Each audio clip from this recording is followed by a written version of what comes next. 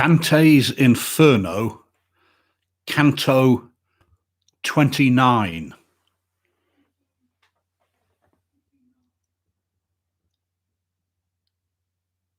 My eyes were grown so maudlin with the plight of all these people racked with wounds and woe. They longed to linger weeping at the sight. But Virgil said, "How now? Why dost thou grow rooted to gaze? Why is thy vision drowned among these smitten shades? Thou didst not sow at the other moats. Dost think thou art bound to catalogue them all? Come, use thy wit. Consider, this fosse is 22 miles round, and already the moon is underneath our feet. Short grows the time allowed, and on our way there's more to see than thou hast seen as yet." Thus we walked up the cliff, till presently the next moat's bottom came in sight, or would have come in sight, had there been light to see. There, from the crossing span's high altitude, Malbouge's final cloister all appears, thrown open with its sad lay brotherhood. And there, such arrowy shrieks, such lancing spears of anguish, barbed with pity, pierced me through. I had to clasp my hands upon my ears. Could all disease, all dog-day plagues that stew in Valdiciana's spittals, all fever-drenched rain from Maremma and Sardinia spew their horrors all together in one trench? Like that, so this. Suffering and running sore of gangrened limbs and putrefying stench. Down that last bank of the long cliff we bore, still turning left. And now, as I drew near, I saw more vividly to the very core that pit wherein the High Lord's minister, infallible justice, dooms to pains condign the falsifiers he registers down here.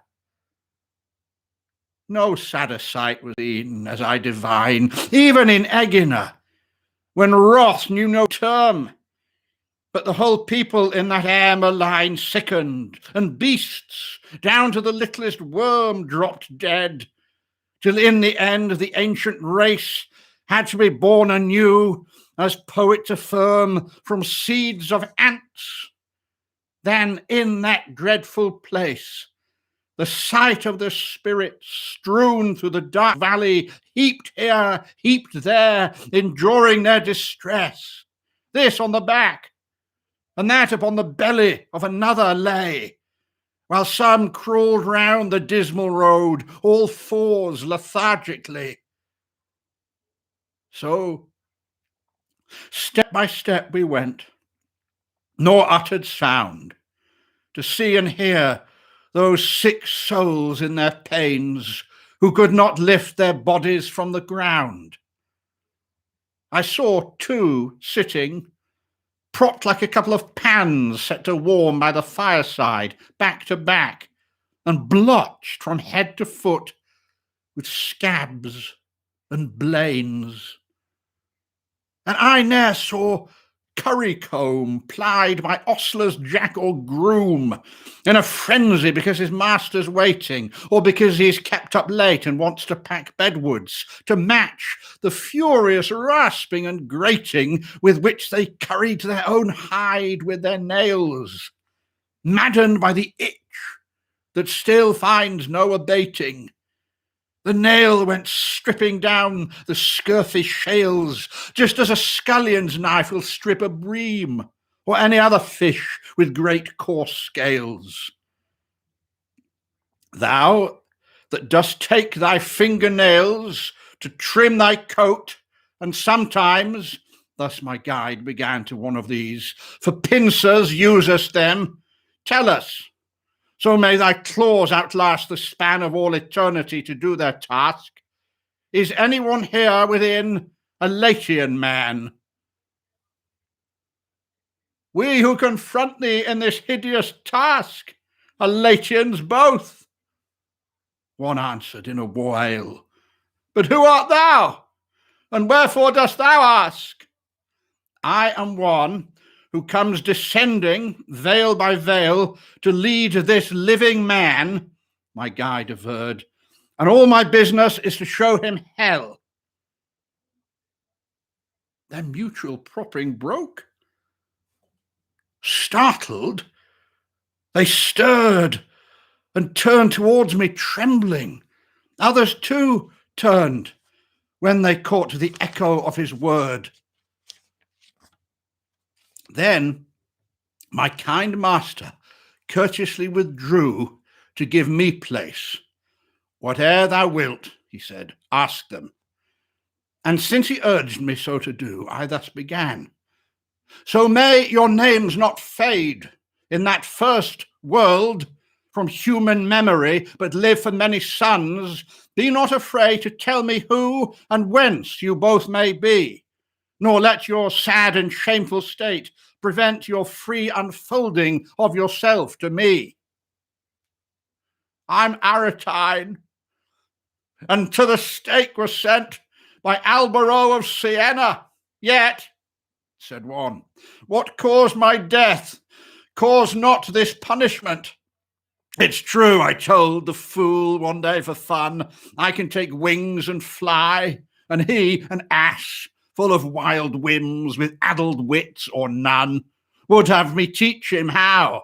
And just because I could not make him Daedalus, why, then he had me burned by one who more or less fathered him. But to this last bouge of 10, unerring Minos doomed me for the art alchemic, which I practiced among men.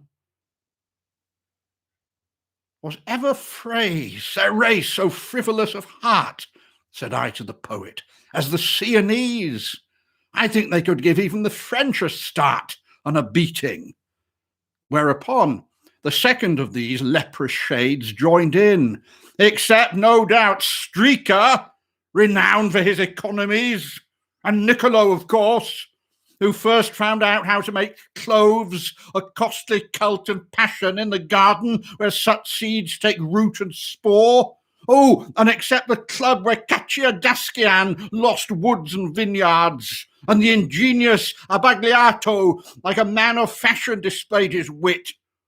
Wouldst thou who backs thee thus against Siena? Come, focus thy glance, get my face clear.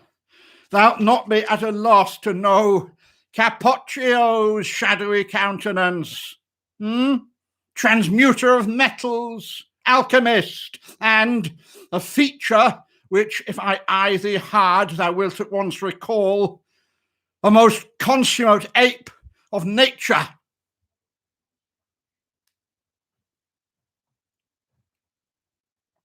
Ladies and gentlemen, please note that tomorrow's Canto number 30, will be broadcast at the later time of 8 p.m.